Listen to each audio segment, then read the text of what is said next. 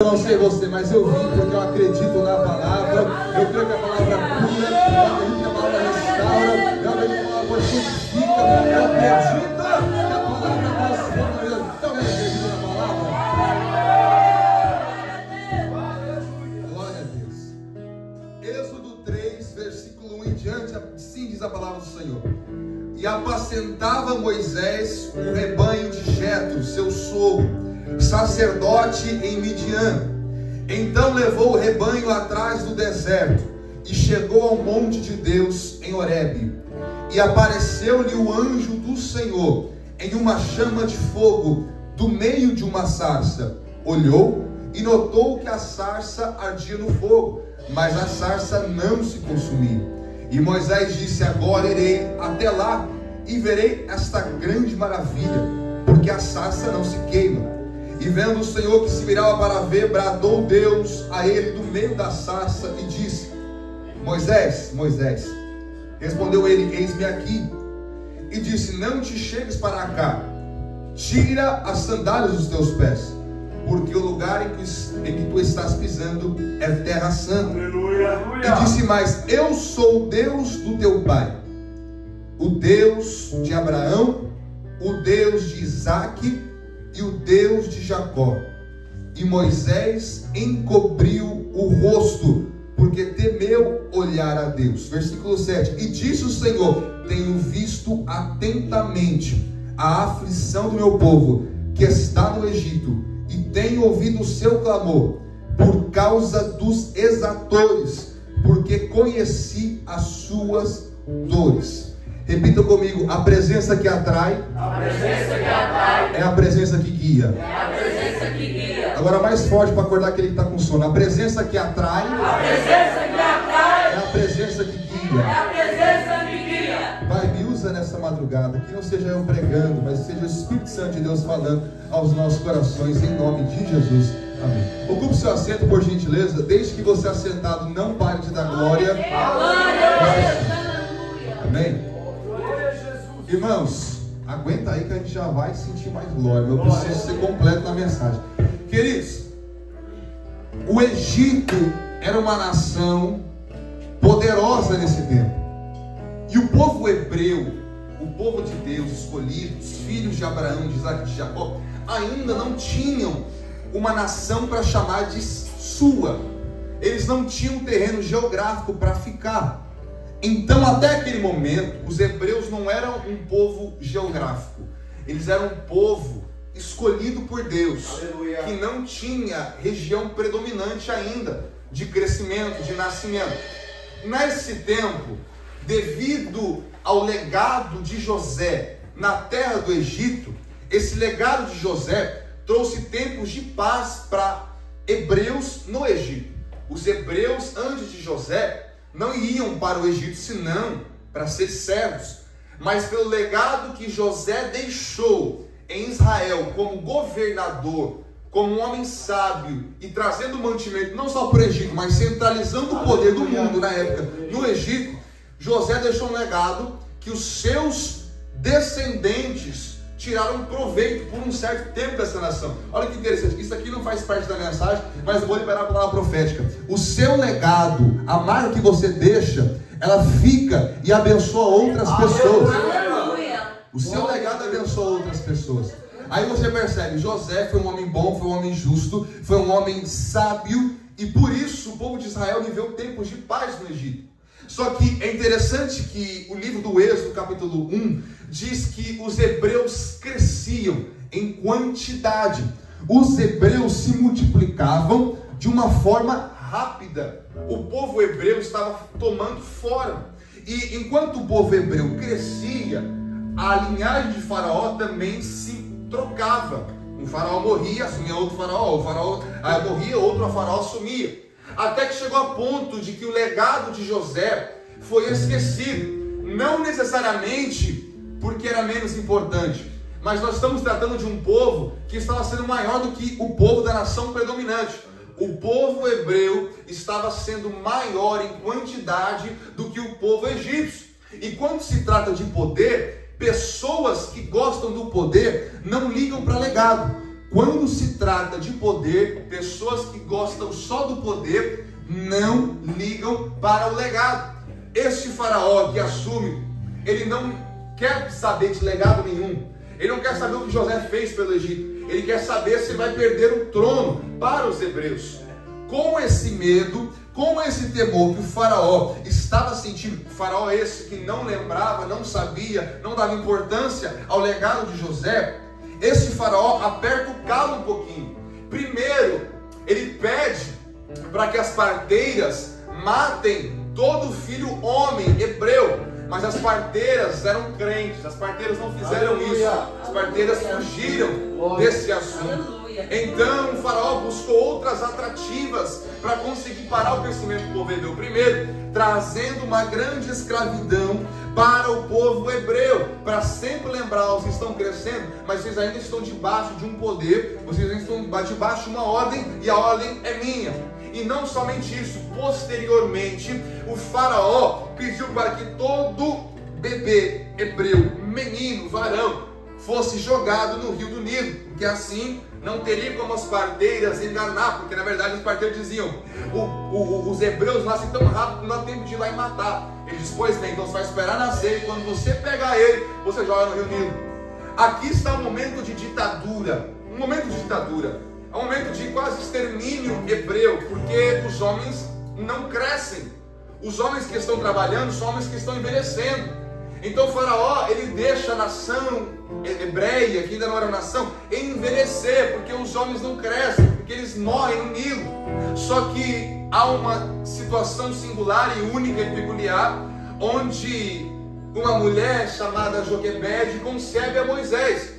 Só que esse Moisés, ele não é atirado ao rio Nilo, ele é colocado ao rio Nilo. Ele não é jogado no rio Nilo, ele é colocado no rio Nilo. Joquebede coloca, conjuntamente com a sua filha, coloca Moisés numa manjedoura, e nessa manjedoura, nesse cesto, coloca no rio Nilo. E aí que Deus o tenha, que Deus o proteja. Só que é interessante que o Nilo, as águas do rio Nilo levaram Moisés até o lugar de banho da filha de Faraó. Olha que interessante, Moisés não foi descartado, Moisés foi colocado, e curiosamente ele caiu justamente no lugar de banho da filha de Faraó. A filha de Faraó se apaixona pelo menino, a filha de Faraó insiste para que as suas servas busquem aquele menino, e que ela toma para si com adoção. E Deus é tão peculiar e abençoa tanto a vida de Joquebede, que ainda envolve Joquebede como serva do próprio filho. Ali uma enganação, porque a filha de Faraó não sabia que era mãe, mas acabou que Deus juntou isso e fez com que Moisés crescesse parte da sua vida sendo servido pela sua própria mãe. Aleluia. Mas nós temos que entender que Moisés, que significa tirado das águas, literalmente o que ele viveu, ele cresce num ambiente diferente. Ele não cresce no convívio dos hebreus. Moisés, ele cresce no palácio. Moisés, ele cresce com o faraó. Moisés, ele cresce com a ciência do Egito sendo ensinada todos os dias para ele. Moisés cresce aprendendo a ser um príncipe. Moisés cresce como um príncipe. Só que eu acho que interessante é que Moisés, ele cresce como um príncipe, mas ele não perdeu as suas raízes. Moisés, ele cresceu como um príncipe, mas ele não perdeu as suas raízes. Aleluia. Ainda que ele vivia outro mundo, outra história, comparado com o seu povo, uma certa feita, Êxodo capítulo 2, a Bíblia vai dizer que Moisés vai sair do pátio do palácio e ele vai olhar as construções do Egito. E ele percebe que o seu povo não é muito bem aquilo que pintava. Muito provavelmente conjecturando, nos ensinamentos egípcios, não parecia que o povo hebreu era um povo castigado, que era um povo escravo, mas na prática era. E quando Moisés se depara com isso, ele fica assustado. Quando Moisés vê que o povo hebreu é castigado como escravo, ele fica assustado. Ele encontra um egípcio judiando, chicoteando, batendo de alguma forma num homem hebreu para fazer os serviços. Mesmo que ele faça o serviço, tinha que bater, porque Faraó mandou judiar deles. Moisés toma as dores do hebreu e ele mata o egípcio. Sabe o que eu acho interessante? Moisés até teve a intenção boa, mas não teve execução boa. Sabe por quê? Para ajudar alguém você não precisa matar outro. Para ajudar um ministério você não precisa enterrar outro ministério. Para você ajudar o seu amigo na igreja não precisa falar mal do outro amigo da igreja. Para você ajudar A, B ou C não precisa acabar com E, F e G. Não precisa. Deus nunca vai apoiar a morte. Moisés mata um egípcio e não era isso que Deus tinha para ele. Moisés aparece no dia seguinte, talvez pensando que ia aparecer com pinta de herói, mas quando ele encontra dois hebreus discutindo, Moisés, provavelmente crescido como um príncipe, já tem um cunho de autoridade e ele diz: olha gente, não é para brigar não, nós temos que nos fortalecer e crescer. Mais uma vez, a intenção é boa, mas a execução nem tanto. Um hebreu olha para ele e diz assim: quem te colocou como autoridade sobre nós? Vai fazer comigo igual você fez com o egípcio ontem? Sabe o que acontece? O seu testemunho fala por si. Aleluia. Moisés não se apresentou aos hebreus.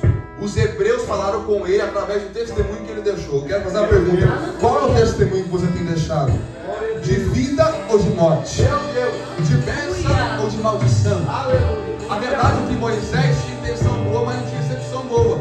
E por não ter uma execução boa, o testemunho não era bom. O testemunho não era bom, foi maltratado, não foi levado em consideração. Moisés, quando percebe que esses hebreus já estão falando da morte de outro egípcio no dia anterior, ele vê que essa fofoca vai rolar solta.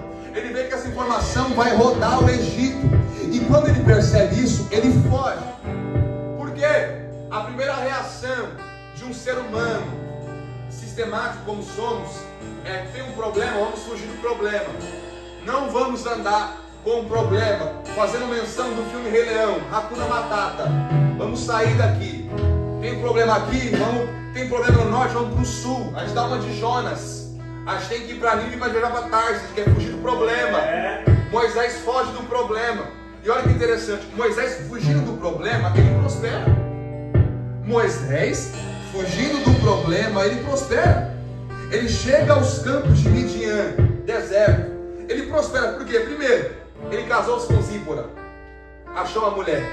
Segundo, ele trabalhava com o rebanho do sogro, Jetro ou Reuel. Terceiro, ele gerou filhos, longe da perseguição. Ou seja, se Moisés, não na posição de príncipe, mas na posição de hebreu, se ele gera, tem que matar os filhos, mas ali ele está tranquilo, ele gera os filhos numa boa. E Atos capítulo 7 diz que por 40 anos ele ficou no Egito, mas por outros 40 anos ele ficou em Midian, vivendo a vida, esquecendo que os hebreus estão lá. Só que um belo dia ele foi levar o rebanho do seu sogro para uma região chamada Monte Horebe. Eu gosto da Bíblia porque a Bíblia diz que no versículo 1 do capítulo 3 que ele leva o rebanho até o monte de Deus, Horebe. Por que monte de Deus? A Bíblia fala que Horebe é o monte de Deus pelo que vai acontecer ainda. Ou seja, até esse momento nada aconteceu no Monte Horebe. Monte Horebe é conhecido como Monte de Deus porque o Monte Horebe é o Monte Sinai. Monte Sinai é o lugar onde Deus falava com Moisés. Mas até aquele momento, Deus nunca tinha falado com Moisés no Monte Horebe. Só que a Bíblia, antes de Moisés chegar no monte, diz que esse é o monte de Deus. Antes de Moisés chegar, sabe por quê? Deus já preparou lugares para quem tem promessa pisar. Aleluia. Deus já preparou lugares para quem tem chamada pisar.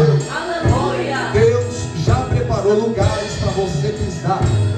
Deus já agendou encontros com você antes de você chegar lá. Antes de você chegar nesta casa, nesse retiro, Deus já tinha escolhido esse lugar para te abençoar. Antes de você chegar nesse mesmo, Deus já tinha escolhido esse lugar para falar com você, para te encher, para te abençoar quando você vê isso. Moisés não sabia, mas aquele monte seria muito comum na vida dele. Quando Moisés chega lá com o rebanho, é interessante que ele olha para uma sarça. estava pegando fogo, mas não se consumia.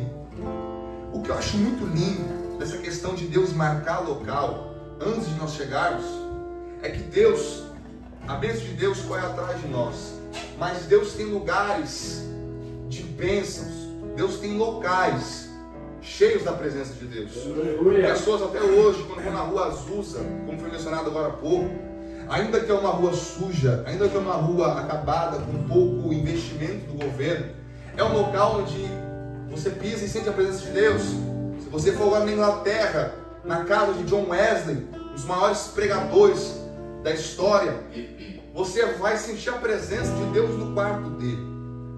No mesmo local desse quarto, um homem chamado Billy Graham também sentiu a presença de Deus e lá despertou o seu ministério. Eu quero dizer que há locais, lugares que Deus marca, assim como vai marcar aqui hoje esse Aleluia! E é tão lindo que Deus marca lugares, que Ele não só marca lugares, mas Ele atrai as pessoas certas para locais. Eu disse agora, John Wesley. Aleluia! John Wesley, ele tinha um cantinho para ele orar de joelhos. Ele orava pelo menos 3 horas de joelhos. E numa excursão da escola de Billy Graham, a professora não achava mais Billy Graham na hora de ir embora.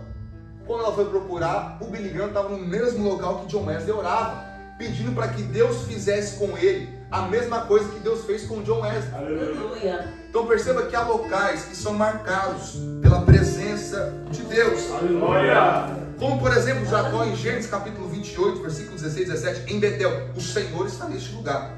Quão temível é este lugar? É a casa de Deus, a porta dos céus. Há locais que Deus marca. Aí quando Moisés ele olha a sarça, a Bíblia diz que o anjo do Senhor estava na chama. Nos escritos originais, esse anjo do Senhor está escrito com letra maiúscula. O que significa isso, Samuel? Toda vez que a Bíblia menciona o anjo do Senhor com letra maiúscula, no original está assim como o próprio Deus. Então na chama aqui nós já entendemos que não é um anjo qualquer, é o próprio Deus, é a presença de Deus na sarça ardente. Nós vemos que a sarça está em chamas, mas ela não é consumida. Por quê? Deus usa fenômenos extraordinários em coisas simples. Vou repetir: Deus faz, Deus ocasiona, Deus realiza fenômenos extraordinários com coisas simples. Perceba na Bíblia, à luz das Escrituras Sagradas, que várias vezes Deus pega o simples e faz o extraordinário, não somente com coisas, mas com pessoas, com coisas. Vamos ver lá no Novo Testamento e nos Evangelhos, é bem verdade que quando Jesus pede por mantimento, aparece um menino com 5 pães e 2 peixes para alimentar uma multidão. Mas é bem verdade que Jesus, quando estende o pão e o peixe no alto para dar graças, ele começa a repartir e começa a se multiplicar. Por quê? Deus opera fenômenos extraordinários com coisas simples. E em pessoa, Samuel, é bem verdade que quando o profeta Samuel foi até a casa de Jessé, ele pergunta a Jessé qual filho ele tinha para oferecer ali, porque um deles era escolhido de Deus. É bem verdade que ele consultou todos, mas nenhum era o escolhido. Por quê? Quem era o escolhido era o mais simples. Quem era escolhido é aquele que estava no pátio, que chamava Davi. Eu quero dizer para alguém aqui nessa madrugada, Deus ainda opera coisas extraordinárias por meio de pessoas simples, por meio de pessoas humildes, por meio de coisas humildes. Eu não sei se você chegou nesse retiro desanimado, eu não tenho chamada, eu não tenho postura, eu não tenho eloquência, mas eu estou dizendo, eu ainda faço arroz com feijão. Eu acredito. Levanta a mão.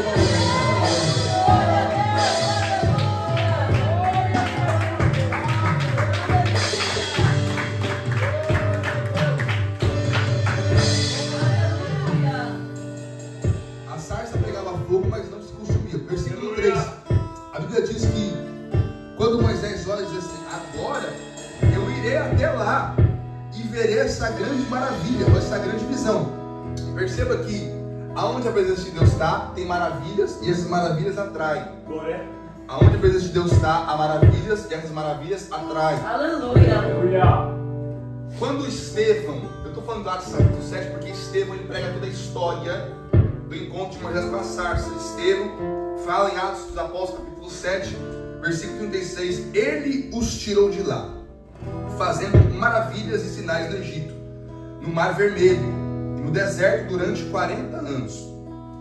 Eu entendo aqui, Estevão já antecipou a história, já disse que Moisés, quando ele se encontra com a sarça, ele vê maravilha.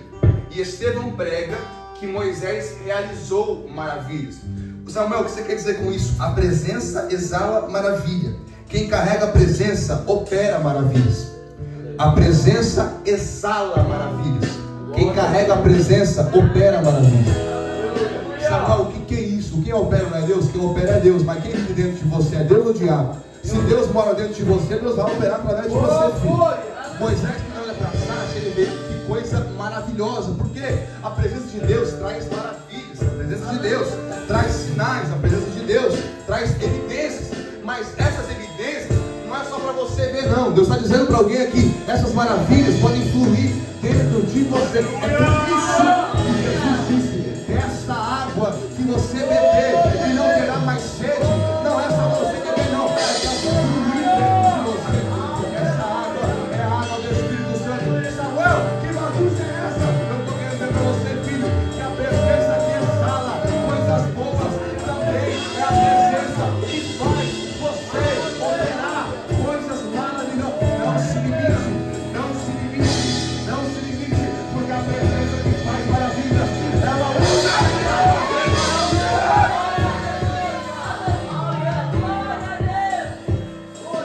Samuel, eu sou incapacitado. Você não precisa ser capacitado. A presença tem que estar dentro de você.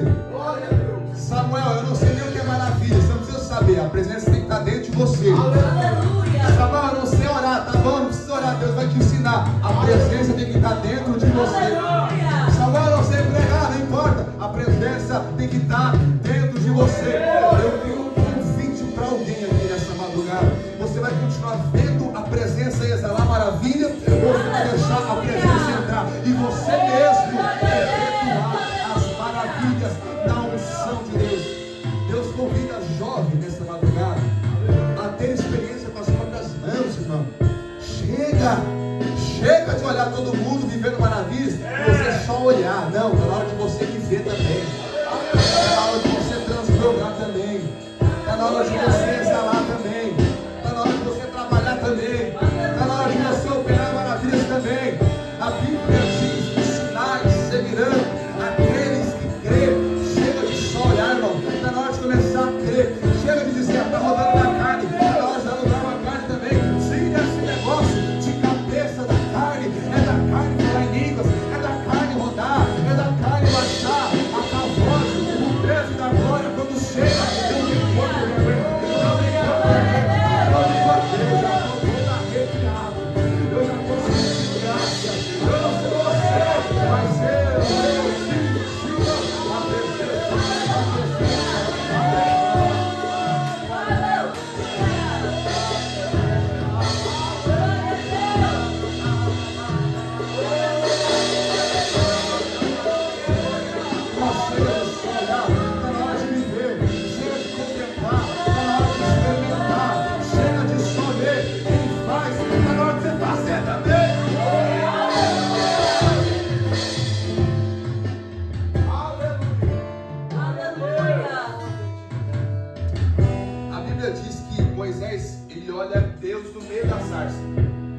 Deus não estava do lado da sarça, Deus não estava na frente da sarça, Deus não estava atrás da sarça, Deus estava no meio da sarça.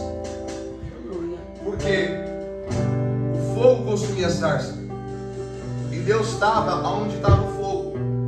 Então Deus não estava do lado direito, nem esquerdo, nem na frente nem atrás. Deus estava no meio. E no Antigo Testamento Deus tem um grande mistério sobre a presença no meio. No final da palavra eu vou entrar um pouco mais nisso, mas no Antigo Testamento Deus tinha essa conexão de presença no meio. Êxodo 25:8, quando Deus fala com Moisés que vai efetuar ali, dar os comandos para fazer a Arca da Aliança, que representa a presença de Deus. Olha o que Deus diz para Moisés: e me fará um santuário e habitarei no meio deles. Aonde a presença manifesta, Deus está no meio da manifestação. Aonde a presença de Deus manifesta, Deus está no meio da manifestação. Não pensa você que o mover de Deus aqui hoje, Deus está das janelas assistindo. Não pense você que esse mover do Espírito Santo aqui hoje, Deus está do céu assistindo. Não. Aonde a presença de Deus manifestada, Ele fica no meio. Então, Deus não está na cozinha, Deus não está no estacionamento, Deus não está na janela, Deus está no meio. Aonde a presença se manifesta, Deus está no meio. Aonde a maçã está pegando fogo, Deus está no meio. Aonde há um crente fumegando fogo, Deus está no meio. Aonde tem jovens que adoram, Deus está no meio. Aonde tem jovens que denunciam, Deus está no meio. Eu não sei você, mas se você não sente a presença de Deus no meio, eu peço a você hoje, Deus, vem aqui pro meio, Deus. Talvez você ficou na carne o culto todo, fala, Deus, vem pro meio aqui, Deus. Vem pro meio da minha vida, vem pro meio da minha história, vem pro meio do meu destino, porque eu não posso mais viver isso. Eu preciso da presença de Deus no meio. Sabe o que eu acho lindo quando se trata de sarça pegando fogo? É que quando tratamos de fogo na Bíblia, nós vemos que Deus, Ele sempre conduz com fogo.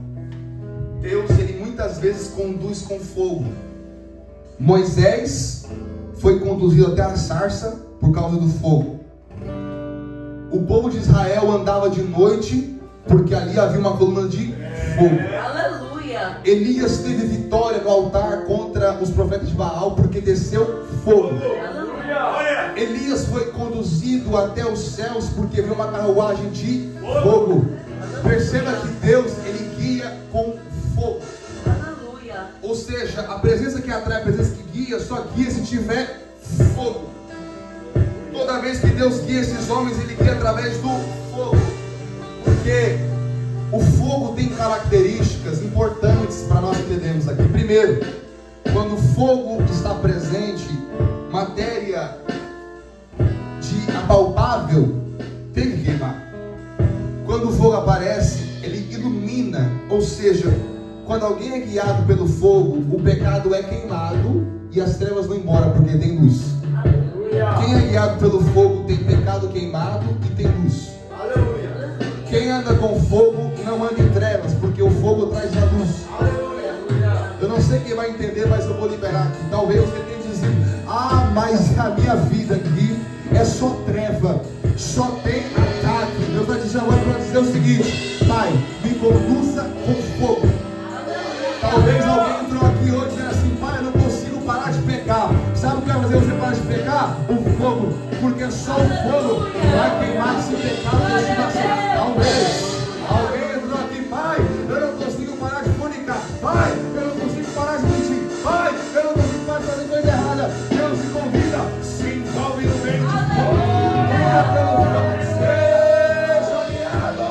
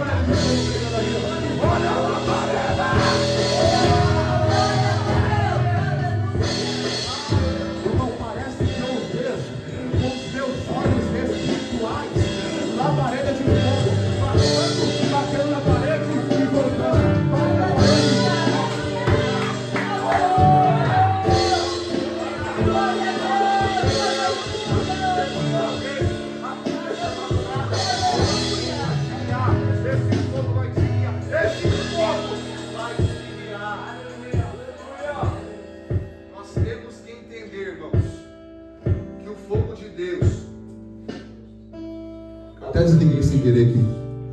O fogo de Deus vai nos guiar e nos mostrar o caminho correto, fora de pecado, fora de trevas. No versículo 5, olha que interessante. Moisés, ele é atraído pelo fogo.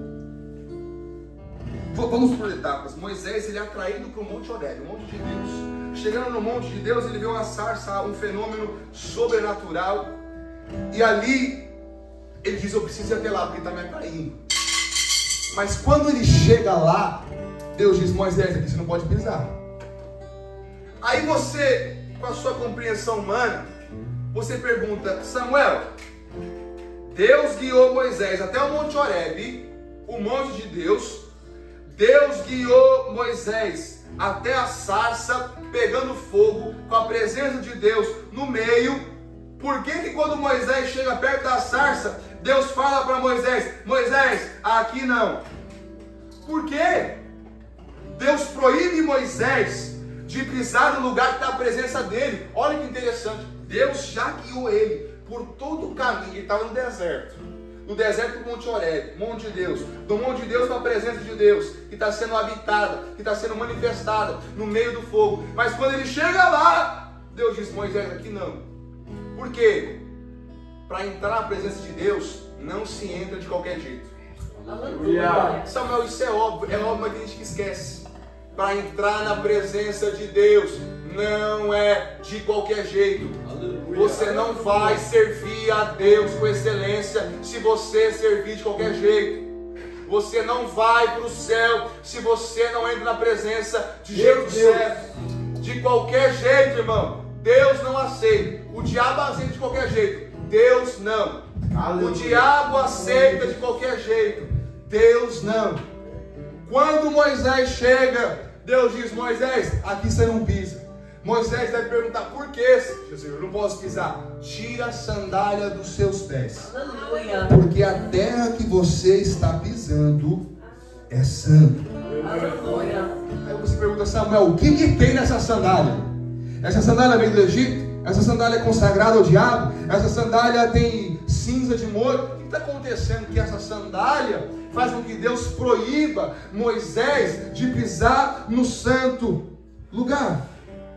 Irmãos, nós temos que entender que quando Deus se manifesta, não é por acaso. Deus está aqui hoje não é por acaso. Aleluia. Deus nunca, anote isso, Deus nunca vai se manifestar sem propósito. Deus Aleluia. não apareceu na sarça só para Moisés ver a sarça pegando fogo. Deus tinha chamada com Moisés. É bem verdade que toda vez no Antigo Testamento que vemos o Espírito Santo agindo, o Espírito Santo não só trabalha, o Espírito Santo vem para concluir uma boa obra usando alguém. Ou seja, se você tem o Espírito Santo, você tem trabalho a ser feito, irmão. Deus nunca vai se manifestar para você ficar parado. Deus nunca vai se manifestar só para você olhar. Deus sempre tem propósito, chamada, cumprimento de promessa quando Ele se manifesta. Aleluia. Ele não queria que Moisés só chegasse lá, ele queria que Moisés chegasse lá para entender que tinha chamado. Aí voltando para a sandália, o que tem nessa sandália? O que acontece? O chão é santo, a presença é santa, o monte é do santo, santo Deus. Mas e Moisés? Não é criação do santo? É. Só que a distância de Moisés para o local santo era a sandália. Sabe, mas não é coisa pequena? É. Mas só não é pequena? É. Mas continua distanciando. Sabe o que acontece? Há sandálias nas nossas vidas que nos impedem de pisar em lugares santos. Vou melhorar para você dar glória. Há sandálias que nos impedem de sentir a presença de Deus. Samuel, que sandália é essa para eu nunca mais comprar? Que marca é essa? É Crocs? É Ryder? Que marca? É Havaianas? Não. Essa sandália é um relacionamento. Essa sandália é vídeo. Essa sandália são certas escolhas. Essa sandália são certos pecados de estimação. Deus está dizendo para alguém aqui: arranca a sandália. Para a presença te guiar, você precisa estar inteiro na presença de Deus. O lugar era santo, o monte era de Deus, a sarça Deus criou, o fogo Deus estava no meio. Mas como é que nós vamos ter presença? A partir do momento que tirar a sandália. Eu quero chegar algo aqui. Meu Deus, desce essa sandália, pelo amor de Deus.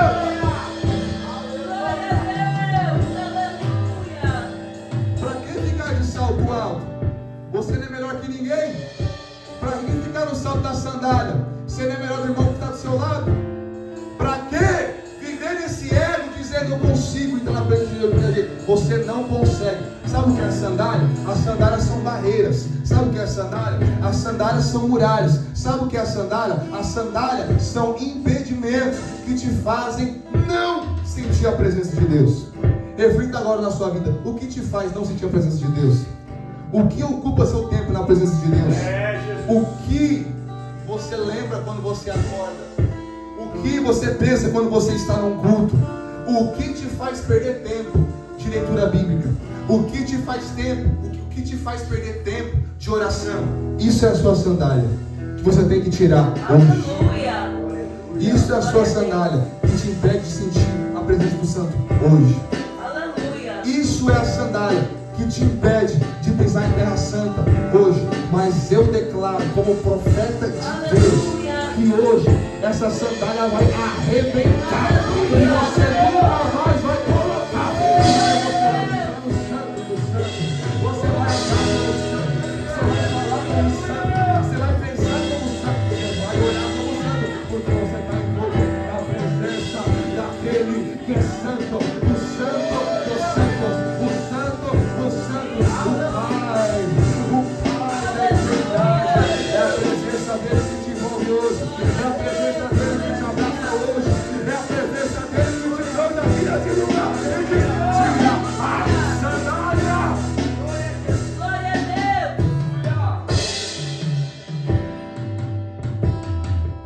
Quem se aproxima da presença de Deus com a sandália ou com barreira se frustra. Por quê?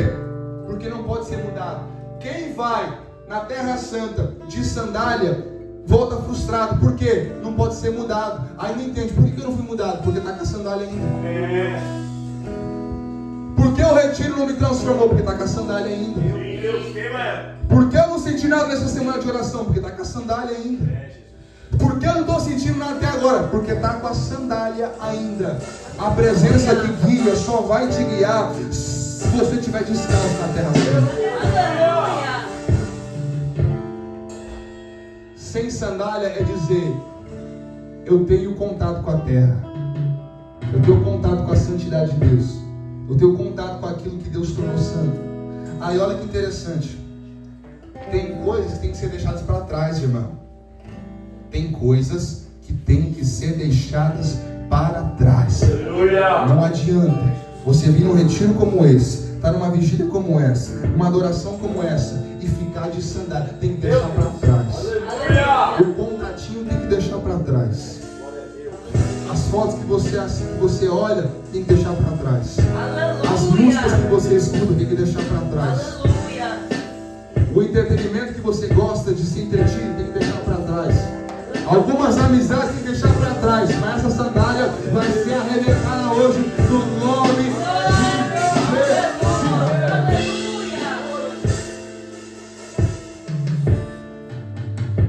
A primeira mudança, o encontro com a presença, não vem de Deus, vem do homem.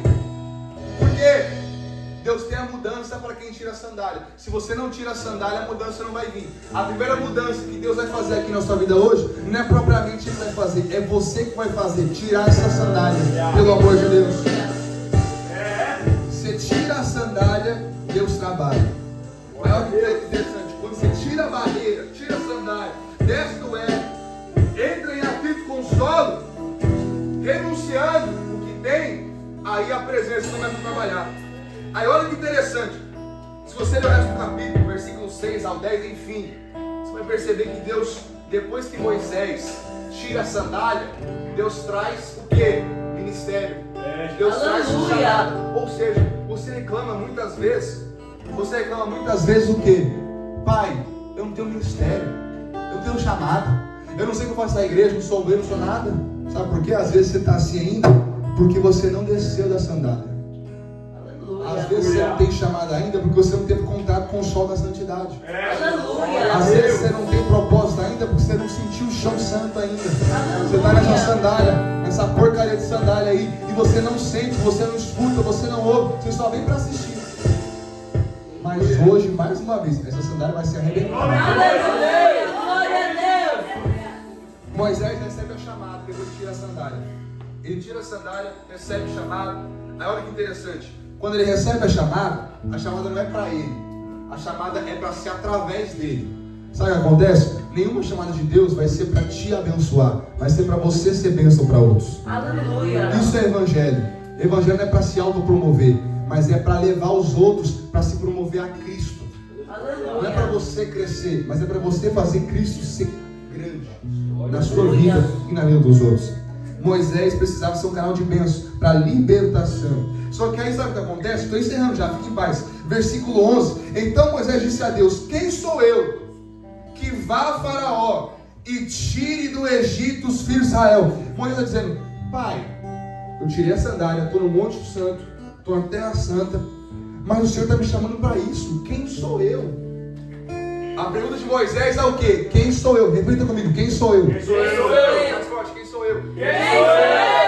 Moisés pergunta a Deus: quem sou eu? Quando Moisés pergunta a Deus: quem sou eu? Sabe qual que é a resposta de Deus? Olha o que Deus responde, versículo 12. E diz: certamente eu serei contigo, e isso te será por sinal de que eu te enviei. Quando houveres tirado esse povo do Egito, servireis a Deus nesse monte. Olha que interessante. Deus falou aqui 3 linhas na minha Bíblia. 3 linhas Deus falou aqui na Bíblia. Só que nenhuma dessas linhas responde a pergunta de Moisés. Moisés perguntou: quem sou eu? E Deus responde: eu estou contigo. Peraí, mas Moisés, parece que às vezes a gente pensa que Deus não está entendendo a pergunta, né? Deus, eu estou perguntando quem sou eu, e você fala: eu sou contigo. Eu sei que o Senhor está comigo, mas quem sou eu? Sabe o que eu entendo aqui? É que Deus não responde tudo que queremos, mas Ele responde tudo que precisamos. Vou repetir para você dar um glória melhor. Deus não responde tudo que pedimos, mas Ele responde tudo que precisamos. Moisés não precisava saber quem ele era, porque ele não tinha sido moldado o suficiente para saber quem ele iria ser. Mas Moisés precisava entender que não importa o molde que ele está passando, esse molde, ele vai estar juntamente com Deus. Talvez você chegou aqui perguntando: o que será de mim? Deus está dizendo: eu não vou falar quem você vai ser, mas vou dizer, independente de você ser alguém ou não, eu vou estar com você. Moisés: quem sou eu para falar com o Faraó? Deus, não interessa quem você é, interessa quem está indo com você. Eu vou falar aqui nessa vigília. Sabe o que acontece? Muitas pessoas estão preocupadas com o que Deus vai chamar, mas você tem que estar preocupada se Deus está indo com você.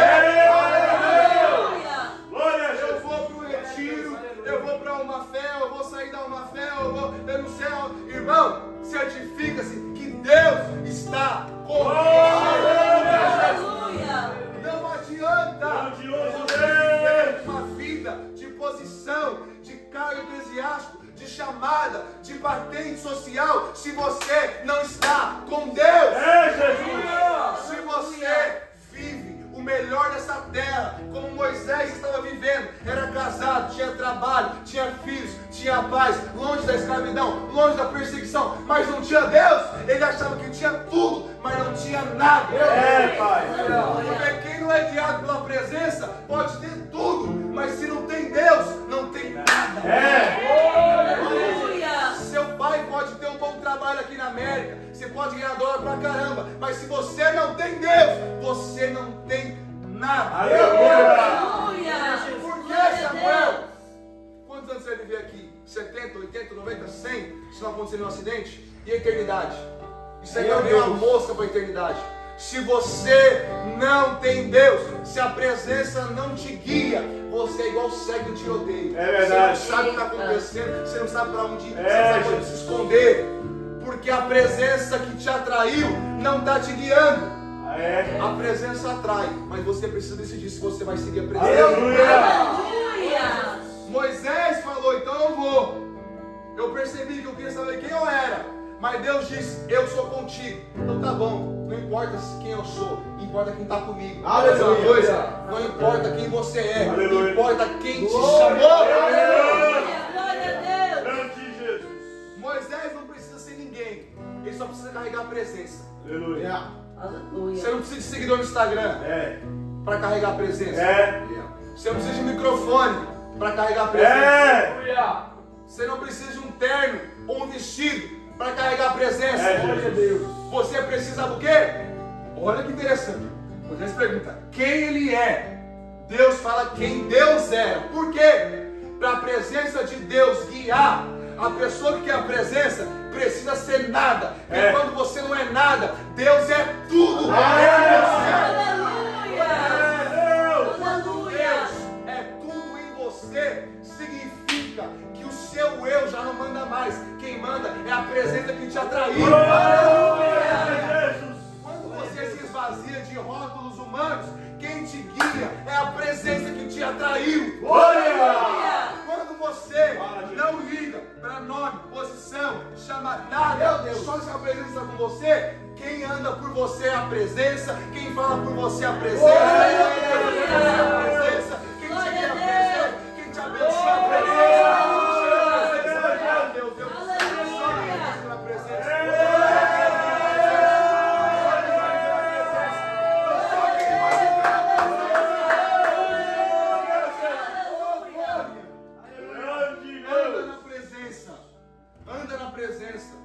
A presença vai tomar conta de você. Ninguém sabe quem é Moisés, mas Moisés não foi se apresentar. Moisés foi enviado para falar de alguém. Aleluia. Que era o Senhor. E olha que interessante. Eu entendo aqui, olha o versículo 13 em diante. Então disse Moisés a Deus: eis que quando eu for aos filhos de Israel e disser, o Deus de vossos pais me enviou a vós, e eles perguntarem, qual o seu nome? Que lhes direi? Olha o que Deus fala. Diga, eu sou o que sou. Disse mais, assim dirás aos filhos de Israel, o eu sou me enviou a vós. Olha o versículo 15. E Deus disse mais a Moisés, assim dirás aos filhos de Israel, o Senhor Deus de vossos pais, Deus de Abraão, Deus de Isaac, Deus de Jacó, me enviou a vós. Aleluia. Me enviou a vós. Glória. Este é meu nome eternamente. E assim se lembrarão de mim, de geração em geração. Aleluia. Não é sobre quem vai, é sobre quem envia. Aleluia. Não é sobre quem fala, é sobre quem traz a revelação para falar. Aleluia. Não é sobre a oportunidade, é sobre quem abriu essa oportunidade para falar. Não é sobre o seu chamado, é sobre quem colocou esse chamado dentro de você. É verdade, Deus. Moisés não foi falar quem ele era. Ele foi falar, o eu sou mandou eu vir aqui. Glória a Deus.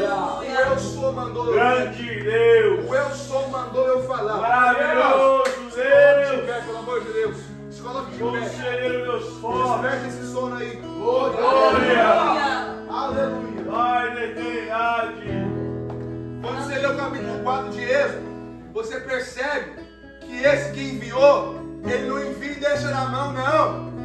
Deus não vai te enviar e deixar você decidir as consequências. Não.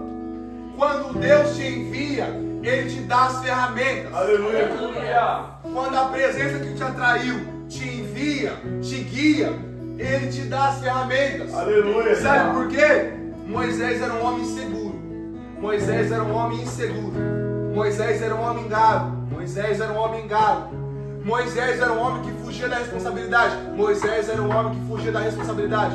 Moisés era um homem que queria fazer justiça com as próprias mãos. Moisés era o homem que queria fazer justiça com as próprias mãos. Você vê que as coisas nem se ligam? Porque Moisés não tinha presença. Quem não tem a presença fica perdido. Você vê que as características de Moisés não se casam. Não se casam. Moisés, uma hora ele está matando um egípcio para vingar o hebreu, outra hora ele está fugindo dos egípcios e dos hebreus. Por quê? Quem não tem a presença vive uma vida como uma barata tonta. É verdade, Jesus. Não sabe o que faz, não sabe o que fala, aleluia, não sabe para onde vai. Por quê? O sentido da nossa vida é a presença. Glória! Gênesis capítulo 1, Gênesis capítulo 2, você lê e você percebe que por que Deus criou o homem? Talvez você chegou aqui hoje perguntando, por que Deus me criou? O que eu estou fazendo aqui? Deus não te criou para nada mais do que ter relacionamento com Ele. Aleluia! Quando você cumpre o propósito de Deus na sua vida, principal que é ter relacionamento, A presença te abastece. Aleluia, Jesus. A presença te enche. A presença dá sentido à sua vida. Glorioso Você não Deus. vive mais essa vida confusa, com características distintas. Porque você está dentro da vontade de Deus. É o que? Ter relacionamento com Deus. Aleluia. Moisés teve relacionamento com Deus. E o que aconteceu? A presença que enviou, ela deu sinais. A presença que enviou, ela deu a palavra. Glória. A presença que chegou a ele, deu a direção. Aleluia. A presença que atraiu, deu coragem. Glória. A presença que Glória. atraiu, deu libertação. Deus. Por quê? Quem está com a presença vive fenômenos extraordinários. Aleluia. Moisés não é simples, Moisés não era conhecido, mas ele carregava a presença. Aleluia. Ei, jovem, você pode não ter idade. Ei, jovem, você pode não ter status, mas se você tem a presença, você é uma pessoa completa. Moisés, eu não sei falar, Deus diz, eu vou falar por você. Moisés, eu não tenho sinais, Deus diz, Moisés, joga a vara que vai virar serpente, puxa pelo rabo que vai virar vara de novo. Jesus. Moisés fala, deu direção, Deus diz, vai que minha presença vai contigo. Moisés, eu não tenho coragem, Deus vai falar, Deus diz, eu vou falar por você, não precisa ter coragem. É eu que estou falando. Moisés, mas o faraó é forte, tem muitos guerreiros. Quem vai ter libertação? É Moisés ou é a presença? Deus está dizendo para alguém aqui, aceita ser atraído pela presença, que a presença vai te guiar. Aceita ser atraído pela presença, que a presença vai te ajudar. Aceita ser guiado pela presença, porque a presença vai te colocar no lugar certo, na hora certa. Irmão, chega de fugir com Moisés. Chega de ir para os desertos. Tem deserto que Deus te coloca, mas tem deserto que você vai sozinho. Eu prefiro estar no deserto com a presença.